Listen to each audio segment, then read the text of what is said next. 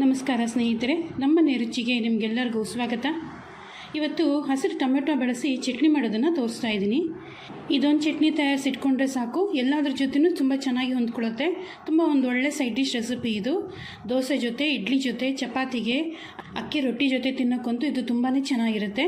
ಬಿಸಿ ಬಿಸಿ ಅನ್ನಕ್ಕೆ ತುಪ್ಪ ಹಾಕ್ಕೊಂಡು ಕಲಿಸ್ಕೊಂಡು ತಿನ್ನೋಕ್ಕೂ ತುಂಬ ರುಚಿ ಅನಿಸುತ್ತೆ. ಖಂಡಿತ ಒಂದು ಟ್ರೈ ಮಾಡಿ ನೋಡಿ. ನನ್ನ ವಿಡಿಯೋ ನೀವೇನಾದರೂ ಮೊದಲನೇ ಬಾರಿ ನೋಡ್ತಾ ಇದ್ದರೆ ಈಗಲೇ ಸಬ್ಸ್ಕ್ರೈಬ್ ಮಾಡ್ಕೊಳ್ಳಿ. ಮುಂದಿನ ವಿಡಿಯೋನ ತಕ್ಷಣ ನೋಡೋದಕ್ಕೆ ಬೆಲ್ ಐಕಾನ್ ಕ್ಲಿಕ್ ಮಾಡ್ಕೊಳ್ಳೋದು ಮಾತ್ರ ಮರಿಬೇಡಿ. ಟೊಮೆಟೊಕಾಯಿ ಚಟ್ನಿ ಹೇಗೆ ಮಾಡೋದು ಅಂತ ನೋಡೋಣ. ಮೊದಲು ಒಂದು ಬಾಣಲೆಗೆ 2 ದೊಡ್ಡ ಚಮಚ ಎಣ್ಣೆ ಹಾಕ್ಕೊಳ್ಳೋಣ. ಎಣ್ಣೆ ಒಂದು ಸ್ವಲ್ಪ ಬಿಸಿ ಆಗಲಿ.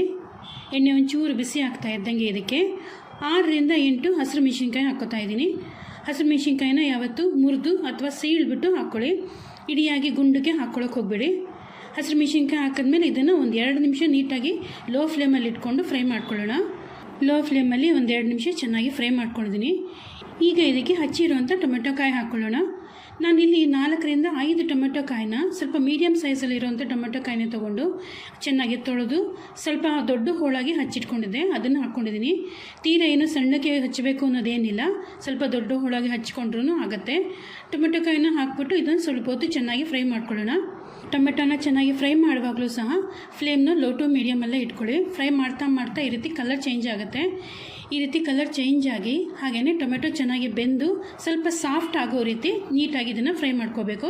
ಟೊಮೆಟೊಕಾಯಿನ ಚೆನ್ನಾಗಿ ಫ್ರೈ ಮಾಡಿಕೊಂಡು ಚಟ್ನಿ ತಯಾರಿಸ್ಕೊಂಡ್ರೆ ಟೊಮೆಟೊಕಾಯಿ ಚಟ್ನಿ ಟೇಸ್ಟೂ ತುಂಬ ಚೆನ್ನಾಗಿರುತ್ತೆ. ಹಾಗೆಯೇ ತುಂಬ ಹೊತ್ತವರೆಗೂ ಇಟ್ಟು ಉಪಯೋಗಿಸ್ಕೋಬೋದು. ನಾನಿಲ್ಲಿ ಸುಮಾರಾಗಿ 5ರಿಂದ 8 ನಿಮಿಷದವರೆಗೂ ಲೋ ಟು ಮೀಡಿಯಮ್ ಫ್ಲೇಮಲ್ಲಿ ಹೆಚ್ಚೊತ್ತು ಕೈ ಬಿಡದೇನೆ ಚೆನ್ನಾಗಿ ಫ್ರೈ ಮಾಡ್ಕೊಂಡಿದ್ದೀನಿ. ಟೊಮೆಟೊ ಎಲ್ಲವೂ ಚೆನ್ನಾಗಿ ಬೆಂದಿದೆ. ಈಗ ಫ್ಲೇಮ್ ಪೂರ್ತಿ ಕಮ್ಮಿ ಮಾಡಿಬಿಟ್ಟು ಇದಕ್ಕೆ ಒಂದು ಅರ್ಧ ಹೋಳು ತೆಂಗಿನಕಾಯಿನ ಚೆನ್ನಾಗಿ ತುರಿದಿಟ್ಕೊಂಡಿದ್ದೆ. ಫ್ರೆಶ್ ಆಗಿರುವಂಥ ತೆಂಗಿನಕಾಯಿನ ತುರಿದು ರೆಡಿ ಮಾಡಿ ಇಟ್ಕೊಂಡಿದ್ದೆ, ಅದನ್ನು ಹಾಕ್ಕೊಂಡಿದ್ದೀನಿ. ತೆಂಗಿನಕಾಯಿನ ಹಾಕ್ಬಿಟ್ಟು ಇದನ್ನು ಒಂದೇ 1 ನಿಮಿಷ ಫ್ರೈ ಮಾಡ್ಕೊಳ್ಳೋಣ. ತೆಂಗಿನಕಾಯಿ ಹಾಕಿದ್ಮೇಲೆ ಹೆಚ್ಚೊತ್ತು ಫ್ರೈ ಮಾಡೋ ಅಗತ್ಯ ಇಲ್ಲ. 1 ನಿಮಿಷ ಇದನ್ನು ಲೋ ಫ್ಲೇಮಲ್ಲಿ ಇಟ್ಕೊಂಡು ಫ್ರೈ ಮಾಡಿಕೊಂಡ್ರೆ ಸಾಕು. ನೀವು ಬೇಕಾದರೆ ತೆಂಗಿನಕಾಯಿನ ಮಿಕ್ಸಿ ಜಾರ್ಗೆ ಎಲ್ಲವನ್ನು ಹಾಕ್ಕೊಂಡಾಗ ತೆಂಗಿನಕಾಯಿನೂ ಸೇರಿಸ್ಬಿಟ್ಟು ರುಬ್ಕೋಬೋದು. ಆದರೆ ಈ ರೀತಿ ಒಂದೇ ಒಂದು ಸಲ ಇದನ್ನು ಫ್ರೈ ಮಾಡ್ಕೊಳ್ಳೋದ್ರಿಂದ ಚಟ್ನಿ ತುಂಬ ಹೊತ್ತವರೆಗೂ ಇರುತ್ತೆ, ಕೆಡೋದಿಲ್ಲ. ಹಾಗೆ ಡೈರೆಕ್ಟಾಗಿ ಹಾಕ್ಕೊಂಡ್ರೆ ಕೆಲವು ಬಾರಿ ಏನಾಗುತ್ತೆ, ಚಟ್ನಿ ಸ್ವಲ್ಪ ಕೆಟ್ಟೋಗುತ್ತೆ.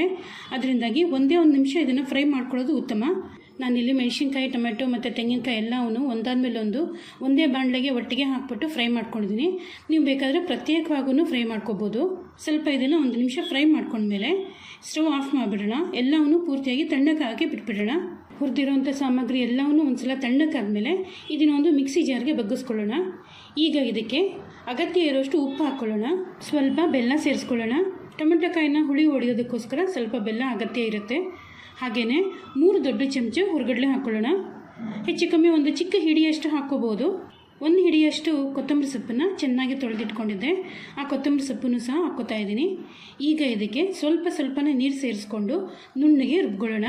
ಒಂದೇ ಸಲ ಜಾಸ್ತಿ ನೀರು ಹಾಕ್ಕೊಳ್ಳೋದೇನೆ, ಸ್ವಲ್ಪನೇ ನೀರು ಹಾಕ್ಕೊಂಡು ಗಟ್ಟಿಯಾಗಿ ರುಬ್ಕೊಳ್ಳೋಣ. ನೋಡಿ, ಇಲ್ಲಿ ನಾನು ಚಟ್ನಿನ ಚೆನ್ನಾಗಿ ರುಬ್ಕೊಂಡಿದ್ದೀನಿ. ನುಣ್ಣಗೆ ಸ್ವಲ್ಪ ಗಟ್ಟಿ ಇರೋ ರೀತಿ ರುಬ್ಕೊಂಡಿದ್ದೀನಿ. ಇದನ್ನು ಒಂದು ಬೌಲ್ಗೆ ಬಗ್ಗಿಸ್ಕೊಳ್ಳೋಣ. ಚಟ್ನಿಗೆ ಒಂದು ಸಿಂಪಲ್ಲಾಗಿ ಒಗ್ಗರಣೆ ತಯಾರಿಸ್ಕೊಳ್ಳೋಣ. ಒಂದು ಬೇರೆ ಬಾಣಲೆಗೆ 2 ದೊಡ್ಡ ಚಮಚ ಎಣ್ಣೆ ಹಾಕ್ಕೊಂಡು ಎಣ್ಣೆ ಒಂದು ಸ್ವಲ್ಪ ಬಿಸಿ ಆಗಲಿ. ಎಣ್ಣೆ ಒಂದು ಸ್ವಲ್ಪ ಬಿಸಿ ಆಗ್ತಾ ಇದ್ದಂಗೆ ಇದಕ್ಕೆ ಒಂದು ಚಿಕ್ಕ ಚಮಚ ಸಾಸಿವೆ ಹಾಕ್ಕೊಳ್ಳೋಣ. ಸಾಸಿವೆ ಒಂದು ಸ್ವಲ್ಪ ಚಟಪಟ ಅನ್ನಲಿ. ನಾನಿಲ್ಲಿ ಎಣ್ಣೆ ಮತ್ತು ಸಾಸಿವೆ ಇಷ್ಟೇ ಹಾಕ್ಕೋತಾ ಇದ್ದೀನಿ.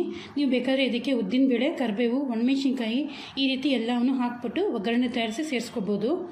ಒಂದು ಸಲ ಸಾಸಿವೆ ಚೆನ್ನಾಗಿ ಚಟಪಟ ಅಂತ ಇದ್ದಂಗೆ ಸ್ಟವ್ ಆಫ್ ಮಾಡಿಬಿಟ್ಟು 1 ನಿಮಿಷ ತಣ್ಣಕ್ಕಾಗೆ ಬಿಟ್ಬಿಡೋಣ.